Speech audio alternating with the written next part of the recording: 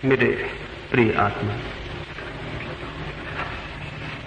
जैसे अंधेरे में कोई अचानक दिए को जला दे और जहां कुछ भी दिखाई न पड़ता हो वहां सभी कुछ दिखाई पड़ने लगे, ऐसे ही जीवन के अंधकार में समाधि का दिया है।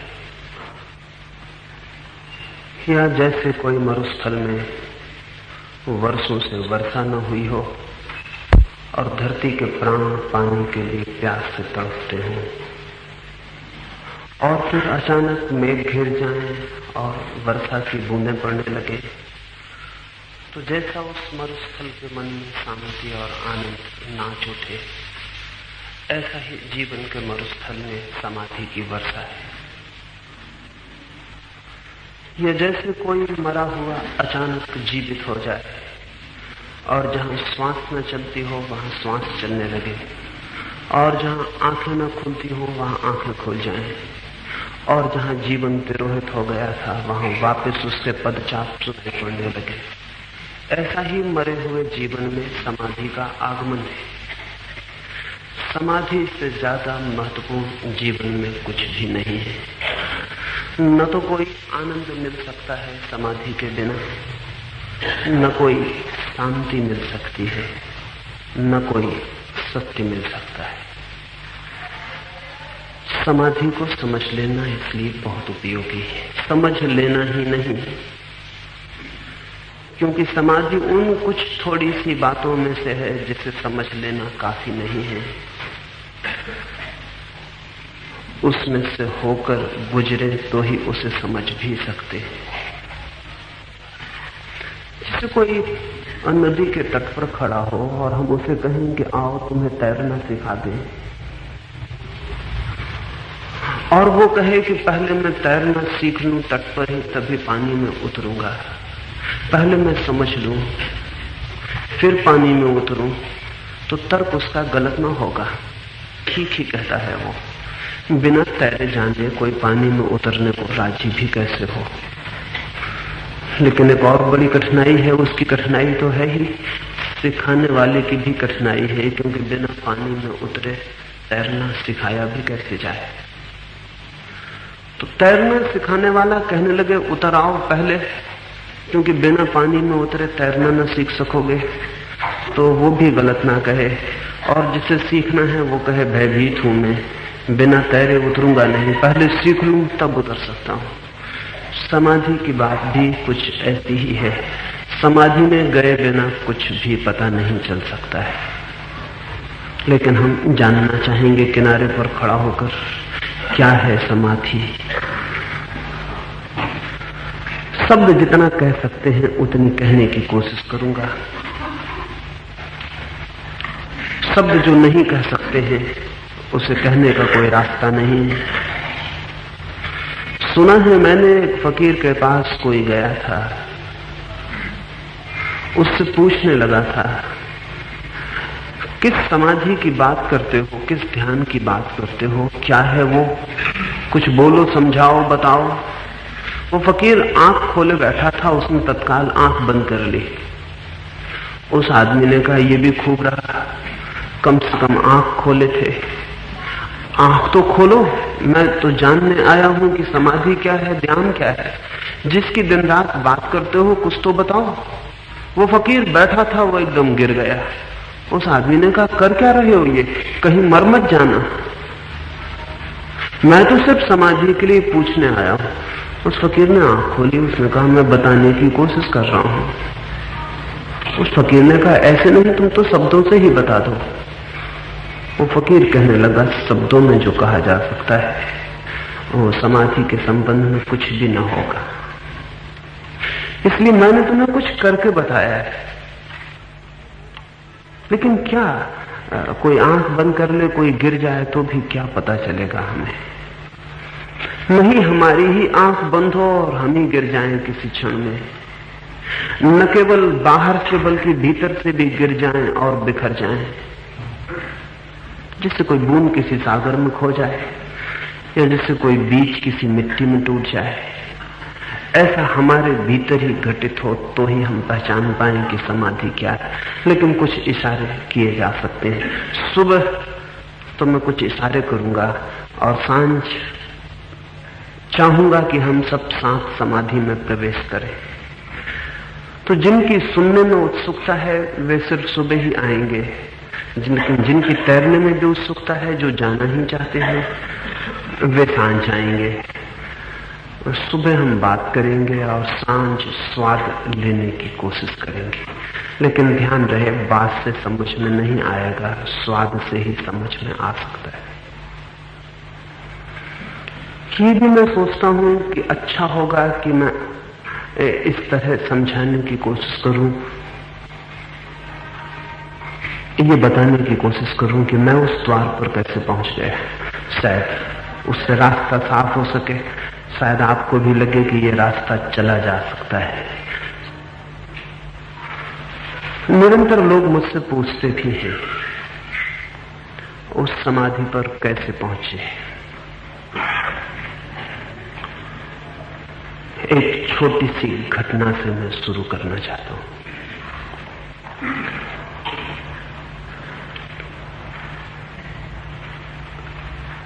छोटा था तो जिनके पास में बड़ा हुआ, दुर्भाग्य से या सौभाग्य से वो बहुत जल्दी दुनिया से विदा हो गए। 7 ही वर्ष का था तब उनकी मृत्यु आ गई और मैंने उन्हें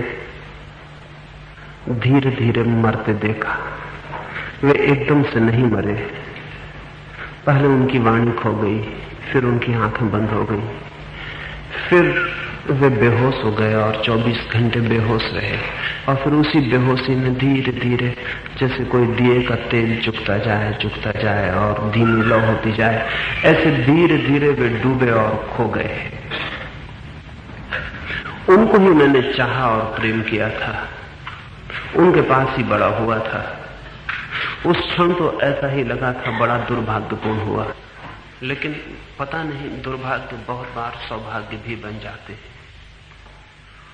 मेरे लिए मृत्यु की वो पहली घटना थी और जिसे मैंने चाहा था उसके विदा हो जाने की भी पहली घटना थी।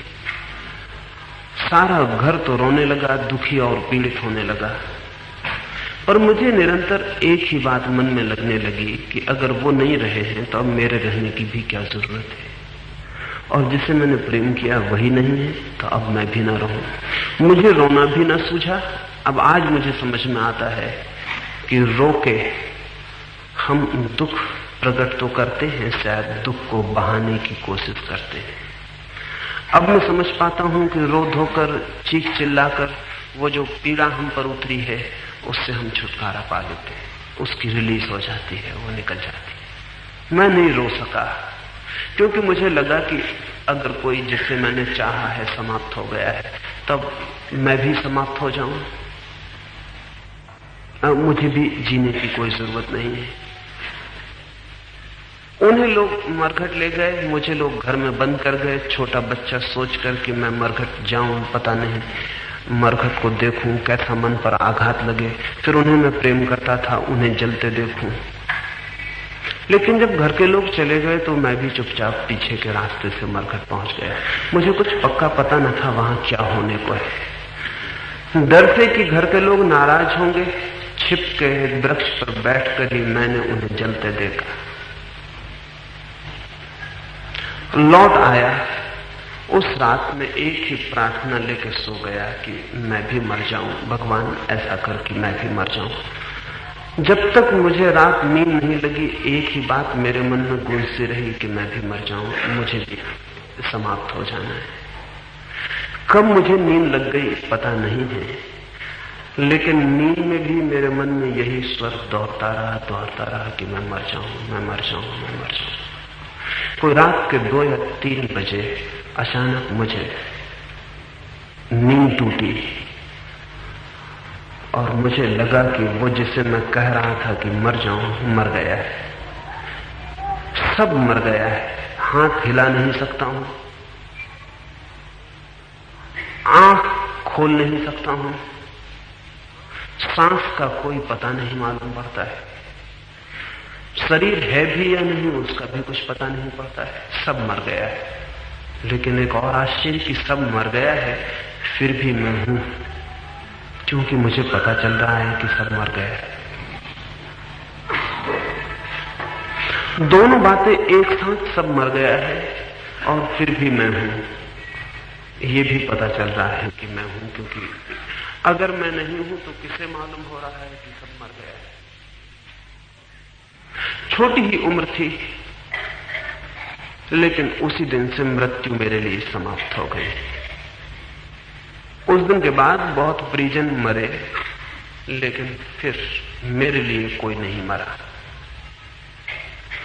दूसरे दिन सुबह में जितनी शांति और आनंद से भरा था, वैसी शांति उस दिन तक मैंने कभी न जानी थी, वैसा आनंद भी न जाना था। एक अनुभव से होके गुजरा था। अब लौट के कह सकता हूं, उस दिन तो पता नहीं था, लेकिन अब लौट के कह सकता हूं, समाधि के द्वार पर वो पहला झांकना था। समाधि के द्वार पर जिसे झांकना है, उसे जीते जी मरने की प्रक्रिया से गुजरना पड़ता है। लेकिन हम सब तो मरने से बहुत डरे हुए लोग हैं। हम तो जीवन भर इस कोशिश में रहते हैं कि कहीं मर न जाए। हमारा सारा प्रयास एक ही बात के लिए है कि मर न जाए। हमारे दर्शन, हमारे धर्म, हमारी फिलोसफीज, हमारे गुरु एक ही बात के लिए इंतजाम दे रहे हैं कि घबराओ मत, घबराओ मत। और अगर हम आत्मा की अमरता की बात भी मानते हैं तो इसलिए नहीं कि हमें पता है कि आत्मा अमर है, बल्कि इसलिए कि इससे मरने का भय कम होता है। तो दुनिया में मृत्यु से डरने वाले लोग आत्मा की अमरता को जरूर ही मान लेते हैं। हम मृत्यु से बचने के प्रयास में संलग्न हैं। हमारी पूरी जिंदगी जीने की जिंदगी नहीं है, मरने से बचने की जिंदगी। हमारा धन, हमारे मकान, हमारे मित्र, हमारे परिजन, ये सब मृत्यु के खिलाफ हमारी सुरक्षाओं की दीवारें। इसलिए जिस आदमी के पास जितना धन है वो उतना सुरक्षित अनुभव करता है। जिस आदमी के पास जितना बड़ा किले जैसा मकान है वो उतना सुरक्षित अनुभव करता है। जिस आदमी के पास सैनिकों का पहरा है वो उतना सुरक्षित अनुभव करता है। जिस आदमी के पास जितनी शक्ति है वो समझता है कि मैं सुरक्षित हूं। हमारी सारी दौड़, अगर हम आदमी की पूरी जिंदगी के राज को समझना चाहें तो दुनिया में दो ही तरह के आदमी हैं। एक वे जो जीते हैं और एक वे जो मरने से बचने का इंतजाम करते रहते हैं। लेकिन जो मरने से बचने का इंतजाम करता रहता है वो मरने से नहीं बच पाता है, मृत्यु तो आती है। और आश्चर्य तो यह है कि जो जीता है वो मरने से बच जाता है, क्योंकि जीवन की जितनी गहराइयों में उतरता है उतना ही पाता है, मृत्यु नहीं। मृत्यु सबसे बड़ा असत्य है, उससे बड़ा कोई भी असत्य नहीं। लेकिन हम उसी से भयभीत हैं और उसी से बचने की कोशिश में संलग्न हैं। भाग रहे हैं कि मर न जाएं। इसलिए हम धार्मिक आदमी नहीं हो पाते। धार्मिक आदमी वो है जो मरने के लिए तैयार है, जो कहता है मरना ही है तो मैं मर के देख लेना चाहता हूं। सुकरात मर रहा था तो किसी ने उससे पूछा कि तुम घबरा नहीं गए हो, मौत करीब आ रही है। तो सुकरात ने कहा दो बातें ही हो सकती हैं, या तो मैं मर ही जाऊंगा, कुछ भी ना बचेगा, और अगर मर ही जाऊंगा कुछ भी ना बचेगा, फिर भय कैसा, क्योंकि भय के लिए बचना तो जरूरी है। फिर दुख कैसा, क्योंकि दुख के लिए भी मेरा होना जरूरी है। फिर डर, अगर मैं मर ही गया कुछ भी ना बचा तो डर नहीं है, और अगर मैं बच ही गया और मरने में मैं न मरा तो फिर तो डर का कोई सवाल नहीं है। जब बच ही जाऊंगा तो डर कैसा, फिर जो मर गया वो मैं नहीं था जानूंगा, और जो बच गया वही मैं हूं। सुकरात ने कहा दो ही बातें हैं, या तो मर ही जाऊंगा तब डर का कोई उपाय न रहा, और अगर बच ही गया तब तो डर की कोई बात ही नहीं। लेकिन हम बहुत डरे हुए हैं, बहुत भयभीत हैं, इसलिए समाधि के पास हम नहीं पहुंच पाते। समाधि के पास वही पहुंच सकता है जो मरने के लिए तैयार है। इसलिए हम किसी की मृत्यु के बाद चबूतरा बनाते हैं तो उसे भी समाधि कहते हैं, और ध्यान की आखिरी स्थिति को भी समाधि कहते हैं। कब्र को भी समाधि कहते हैं और ध्यान की आखिरी स्थिति को भी समाधि कहते हैं। दोनों में कुछ जोड़ है। जो आदमी जीते जी अपने को कब्र में डाल देता है वो समाधि को उपलब्ध हो जाता है, लेकिन जीते जी कब्र में डालना, जीते जी मरने की तैयारी दुरूह है। मैंने सुना है इजिप्ट में एक आश्रम था और उस आश्रम के नीचे ही मरघट था। जमीन को खोद के नीचे मरघट बनाया था। हजारों वर्ष पुराना आश्रम था। मीलों तक नीचे जमीन खोद के उन्होंने कब्रगाह बनाई हुई थी। जब कोई भिक्षु मर जाता तो पत्थर उखाड़ के उस नीचे के मरघट में डाल के चट्टान बंद कर देते थे। एक बार एक भिक्षु मरा, लेकिन कुछ भूल हो गई। वो मरा नहीं था, सिर्फ बेहोश हुआ था। उसे मरघट में नीचे डाल दिया, चट्टान बंद हो गई। 5-6 घंटे बाद उस मौत की दुनिया में उसकी आंखें खुली, वो होश में आ गया। उसकी मुसीबत हम सोच सकते हैं, सोच लें कि हम उसकी जगह हैं। वहां लाशें ही लाशें हैं, सड़ती हुई, दुर्गंध, हड्डियां, कीड़े मकोड़े,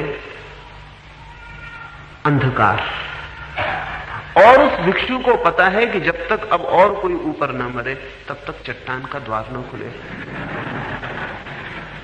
और उसे यह भी पता है कि अब वो कितना ही चिल्लाया, जानते हुए भी चिल्लाया कि आवाज ऊपर तक नहीं पहुंचेगी, क्योंकि आश्रम मील भर दूर है। और मरघट पर तभी आते हैं आश्रम के लोग जब कोई मरता है, और बड़ी चट्टान से द्वार बंद है। फिर भी जानते हुए, हम भी बहुत बार जानते हुए चिल्लाते हैं, जानते हुए कि आवाज नहीं पहुंचेगी। मंदिरों में लोग चिल्ला रहे हैं, जानते हुए कि आवाज कहीं भी नहीं पहुंचेगी। हम सब चिल्ला रहे हैं, जानते हुए कि आवाज नहीं पहुंचेगी। आदमी जानते हुए भी चिल्लाया चला जाता है।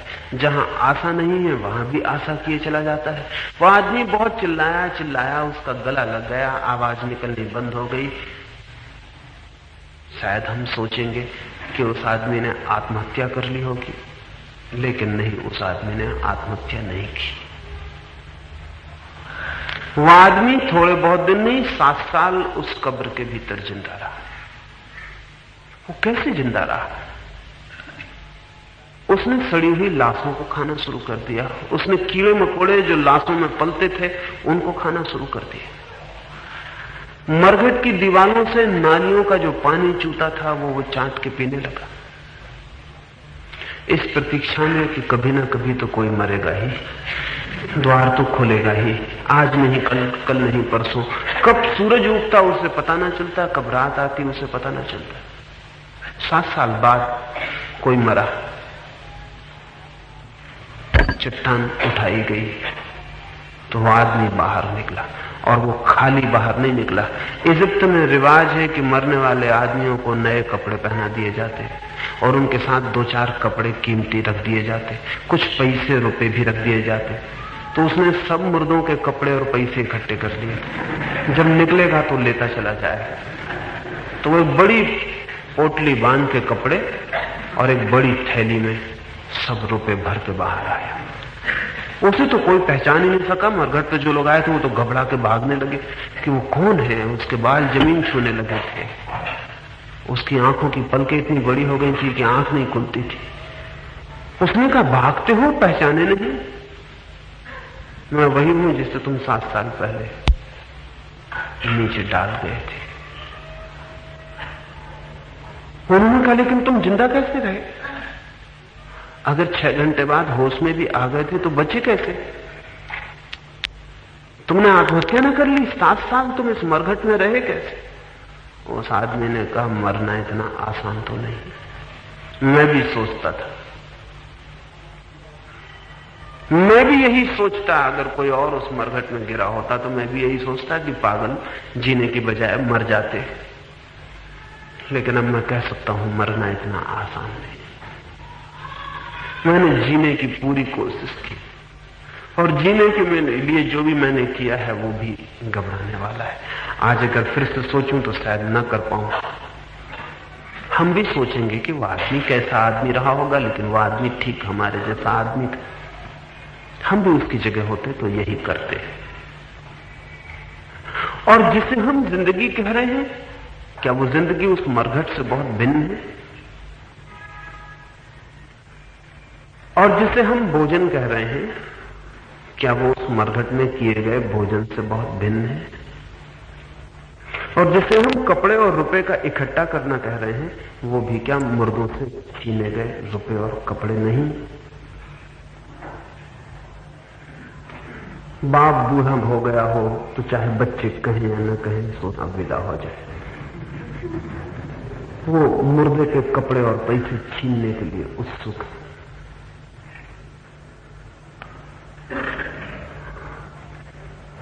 राष्ट्रपति को शुभकामनाएं भी देते हैं लोग, उपराष्ट्रपति जन्मदिन पर जाके फूल मालाएं भी चढ़ाते हैं, और मन में भगवान से जाने अनजाने प्रार्थना भी करते हैं कब तक टिके रहिएगा, क्योंकि वो विदा हो तो उनका मरी हुई कुर्सी किसी को कोई उस पर सवार हो जाए।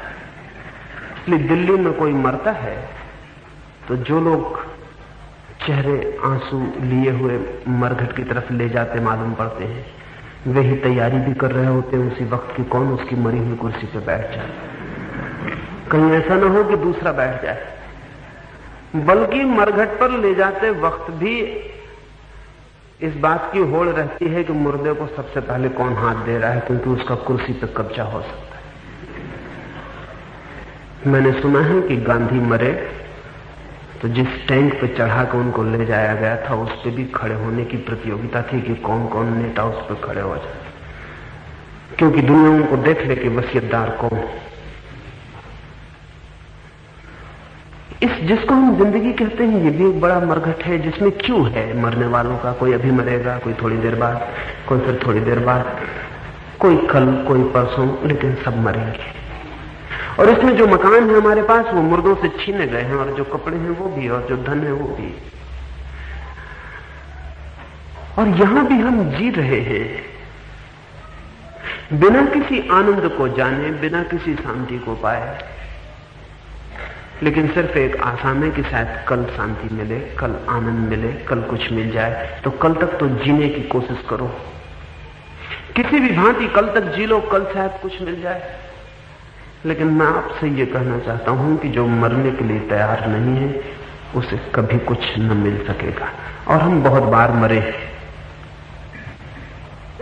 लेकिन हम मरने से इतने भयभीत हैं कि मरने के बहुत पहले बेहोश हो जाते हैं, इसलिए हमें मृत्यु की कोई याद नहीं रह जाती। हम बहुत बार मरे हैं और बहुत बार जन्मे हैं, लेकिन हर बार मरने और जन्मने की क्रिया इतनी ज्यादा हमें डरा देती है कि हम बेहोशी में ही पैदा होते हैं और बेहोशी में ही मरते हैं। इसलिए उसकी मेमोरी, उसकी स्मृति नहीं बन पाती और गैप पड़ जाता है। इसलिए पिछले जन्म की भी स्मृति हमें नहीं रह जाती। पिछले जन्म की स्मृति न रह जाने का और कोई कारण नहीं है। पिछले जन्म की स्मृति न रह जाने का एक ही कारण है कि बीच में आई मृत्यु, और मृत्यु में हम इतने भयभीत हो गए कि बेहोश हो गए, और उस बेहोशी का जो अंतराल है उसने स्मृति को दो हिस्सों में तोड़ दिया। पिछली स्मृति अलग टूट गई, ये स्मृति अलग टूट गई। इतना बड़ा बीच में गैप अंतराल पड़ गया कि दोनों को जोड़ना मुश्किल है। हाँ, कोई मरने की कला सीख जाए तो पिछले जन्म को स्मरण कर सकता है, क्योंकि तब फिर वो उस अंतराल को जोड़ सकता है। जन्मते भी हम बेहोश हैं, बहुत बार जन्मे हैं, लेकिन बेहोश जन्मे हैं, क्योंकि जन्म भी, ये जान के हैरानी होगी, बच्चे को मृत्यु जैसा ही मालूम होता है। जब एक बच्चा मां के पेट से जन्मता है तो उस बच्चे को मृत्यु जैसी ही प्रतीति होती है। वो इसलिए मृत्यु जैसी प्रतीति होती है कि जिसे उसने 9 महीने तक जीवन समझा वो अंत पर आ गया। जिसे उसने जीवन माना वो अब समाप्त हो रहा है, और आगे के जीवन का तो उसे कुछ भी पता नहीं है। आगे तो भय है, मां के पेट का सारा आराम, सारी सुविधा, सारा सुख सब छिन रहा है, और आगे का तो उसे पता नहीं है। उसकी दुनिया से वो उखाड़ा जा रहा है, अपरूट किया जा रहा है, सब जड़ें टूट जाएंगी। तो बच्चे को जिसे हम जन्म कहते हैं वो मृत्यु की तरह ही प्रतीत होता है, इसलिए बच्चा भी बेहोश ही जन्मता है, होश में नहीं होता। और जिसे हम मृत्यु कहते हैं वो भी जन्म है किसी और अर्थों में, लेकिन हम भी बेहोश मरते हैं, क्योंकि हमें लगता है जो था वो छूट रहा है, और जो आएगा वो तो अपरिचित है, आएगा भी नहीं भी आएगा, पता नहीं क्या होगा। हर मृत्यु जन्म है और हर जन्म मृत्यु है। इस जगत में ना तो कुछ समाप्त होता और ना कुछ शुरू होता है। जिसे हम शुरुआत कहते हैं वो किसी चीज की समाप्ति है, और जिसे हम समाप्ति कहते हैं वो किसी चीज की शुरुआत है। जिसे हम सांझ कहते हैं वो दिन का अंत है और रात का प्रारंभ है, और जिसे हम सुबह कहते हैं वो रात का अंत है और दिन का प्रारंभ है। और इस जगत में कुछ भी पूर्ण अंत को नहीं पहुंचता, और इस जगत में कुछ भी पहला प्रारंभ नहीं है। इस जगत में अंत है, प्रारंभ है, प्रारंभ है, अंत है, शुरुआत है, अंत है, शुरुआत है, अंत है। कोई चीज कहीं जाके न समाप्त होती और न कहीं शुरू होती, इसलिए जीवन अनंत है। लेकिन मरने का डर बेहोश कर देता है, और मरने की डर के कारण ही हम समाधि में कभी प्रवेश नहीं कर पाते। कितने लोग हैं जो मुझसे कहते हैं, कल ही एक मित्र कहते थे, आप ध्यान की बात